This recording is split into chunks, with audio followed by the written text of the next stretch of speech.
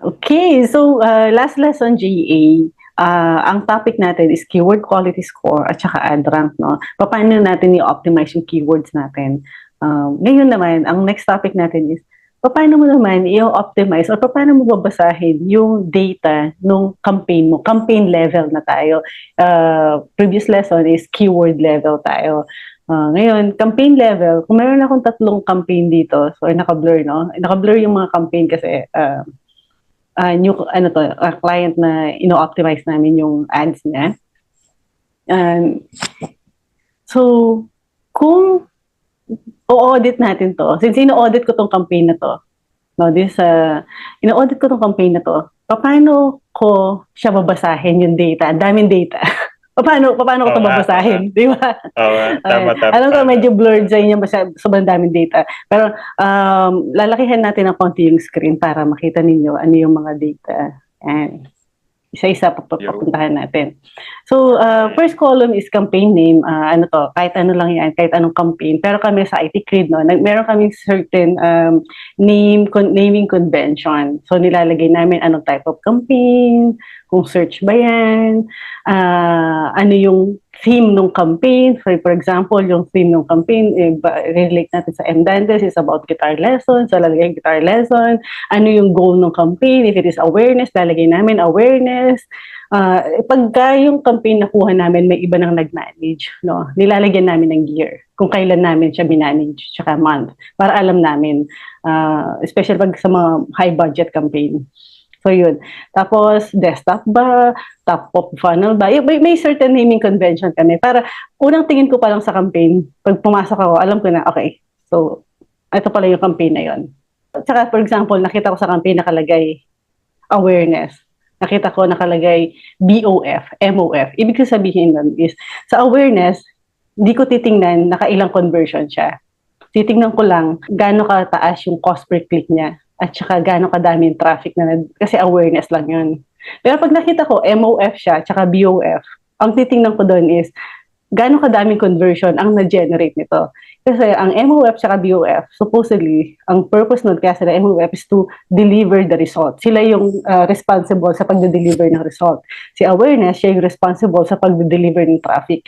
Kaya naalala niyo sa mga lessons natin in the past is meron tayong journey, di ba? Yung meron tayong funnel. So, without a funnel kasi, ang nangyayari, isang campaign lang ang responsible for everything. Di ba? So, kailangan mo siyang i-segment into funnel. Okay, so ngayon, so first column parate is yung campaign name and then papakita magkano yung budget ng client and then status yung budget ng client. Ito since matagal na siyang nag-run, no? Meron kang makikita dito, campaign budget simulator. Ito gusto ko to campaign budget simulator na to sa mga clients. Pag nag-audit ako, parating kong tinitingnan to pag matagal na silang kasi malalaman ko agad kung ano yung possible sa kanya na pwede ba siyang mag-grow. And so titingnan ko tong campaign budget simulator na to. Tapos titingnan ko in next month ba, sabihin natin October hanggang end of October 4th to 7 na pala ngayon, hindi 4. So, tapos, titingnan ko. So, ito daw yung current budget ko. Ganito babasahin to. Ito yung current budget ko. Pagka, sa current budget na to, wala daw ako makukuha ang conversion. Nga pala, hindi ito accurate It should just, guide lang to. Pag alam ko yung campaign, pag ako na yung nagmamanage ng campaign, medyo malaking tulong sa akin to. For example, naka-maximize conversion ako na bidding. So, gagamitin ko to. Pag ba tinaasan ko ng $20, pag ba ginawa ko $20, ayan, nakita mo, nag-type ako $20. Yes. $20 yung campaign ko. Gaano kadaming clicks? Mm-hmm. Gaano kadaming conversion yung makukuha ko? Wala. Oh, yeah. Sabi niya, wala. Kung $20 lang. Kailan ako makakuha ng conversion? Pagka daw $44 yung budget ko. nakakatakot naman yun. Wala akong conversion hangga't di ako papasok ng $44.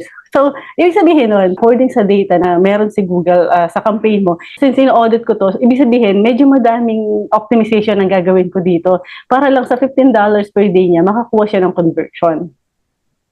No? So, most likely, nung tinignan ko tong campaign na to, kaya tingin ko, kaya walang makuha si Google na conversion kasi, conversion simulation kasi, naka-maximize clicks yung bidding ng campaign.